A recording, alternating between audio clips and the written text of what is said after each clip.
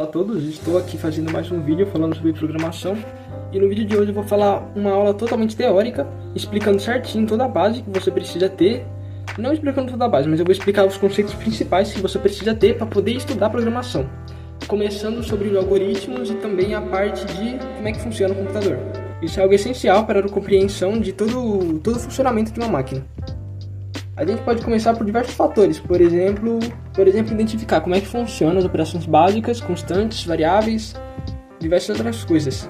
E nosso objetivo é ter visualização de soluções computacionais e resolver problemas através de aplicações de conceitos da lógica de programação. Com isso, a gente tem que desenvolver o raciocínio lógico e se familiarizar com o modelo sequencial da computação. Vamos falar o que é o computador.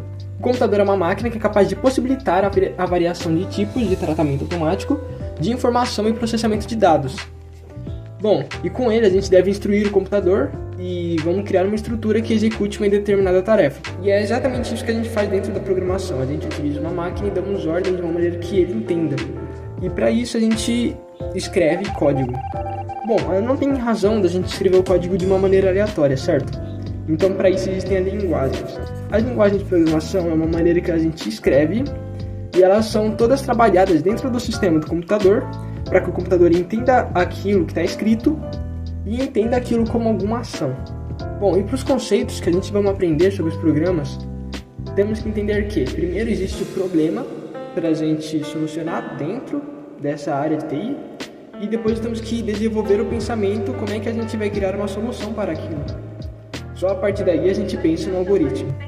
O algoritmo ele seria mais ou menos assim, você tem que organizar certos números numa sequência. Na cabeça de uma pessoa, para você organizar aqueles números em uma sequência, você teria que enxergar aqueles números, entender qual número é qual, para só a partir daí você ir colocando um na frente do outro, sendo do menor ao maior.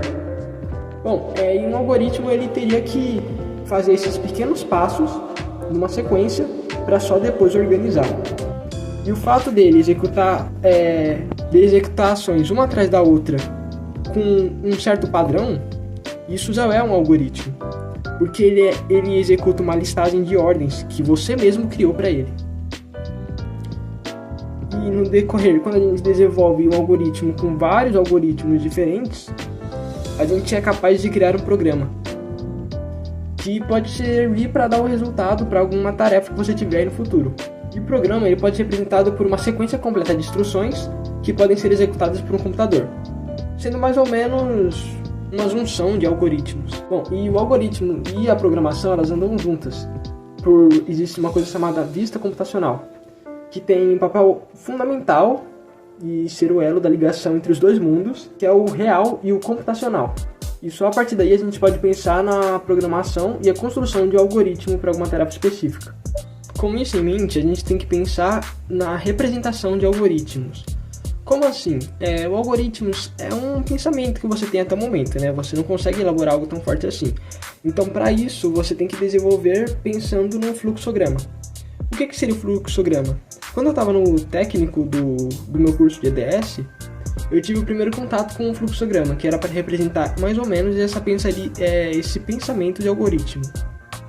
Basicamente, temos vários formatos diferentes, como quadrado, losango, oval, e cada um deles representa um certo tipo de funcionalidade ou ação dentro do projeto.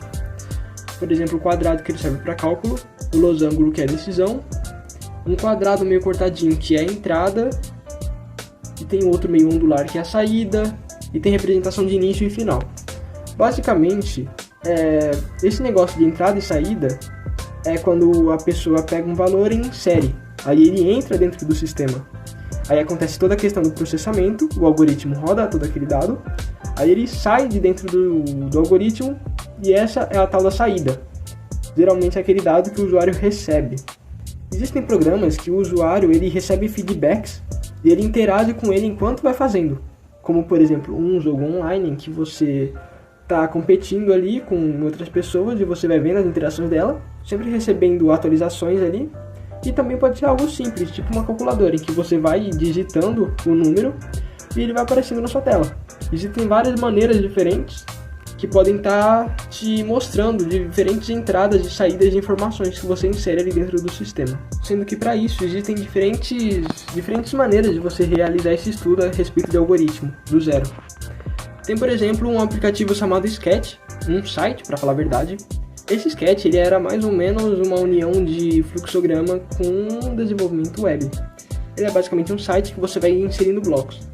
E esses blocos, ele segue mais ou menos uma estrutura de um fluxograma. Esse fluxograma de algoritmo que eu falei anteriormente. E com ele você consegue realizar ações. E essas ações podem ser diversas, né, como eu falei anteriormente. E também tem outros como variáveis, se não, enquanto, para. Você dá uma ordem. E isso é conceitos que você vai aprender com o desenvolvimento. E assim você vai poder criar algoritmos cada vez mais complexos. E agora eu vou falar sobre os operadores relacionais e lógicos. Basicamente, você precisa tomar decisões quando você estiver rodando as suas ações. Essas decisões elas vão verificar se está acontecendo alguma coisa dentro do sistema. Por exemplo, vamos supor que eu tenho um aplicativo que trabalha com algo mais simples do mundo, água. E com essa água ele executa duas ações. Ou ele enche o copo, ou ele bebe. Basicamente vai ser da seguinte maneira.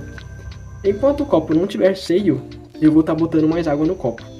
E quando o copo estiver totalmente preenchido, eu vou beber a água. E vai ser mais ou menos esse ciclo infinitamente. Então para isso eu vou ter uma condição. Eu vou verificar se o copo está cheio. E se não estiver cheio, eu vou continuar enchendo. E quando estiver cheio, eu vou beber. E digamos que isso trabalha com operadores lógicos e relacionais. O copo ele cabe em torno de 400 ml. Se a quantidade de líquido lá dentro for maior do que 380, eu vou beber a água. Agora, se a quantidade de água for menor que 380, eu vou continuar enchendo o copo. E bom, no código normal isso não daria certo, mas eu vou explicar mais pra frente. Bom, esses foram os operadores relacionais, mas também tem os operadores lógicos. Os lógicos ele é e, ou não, e tem que compreender mais ou menos como é que funcionam as limitações. Por exemplo, a questão de você beber o copo. Eu falei que você só ia beber se tivesse mais do que 380 ml. Mas eu poderia colocar mais duas validações. Eu colocar se fosse maior do que 380 ml e também que fosse água. Porque nesse caso a condição era apenas se o copo tivesse cheio. E não que se tivesse água dentro do copo.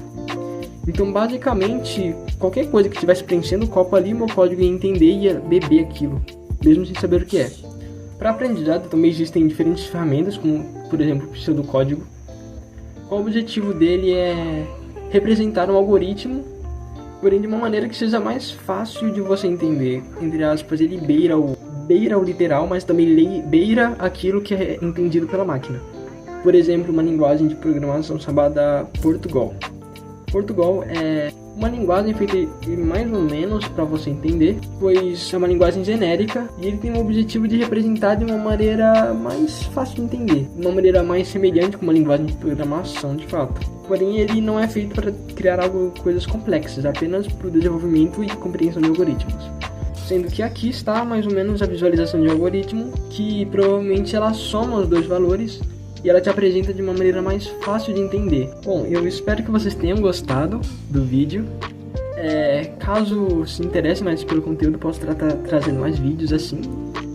E muito obrigado pela atenção de todos vocês. Até um próximo vídeo.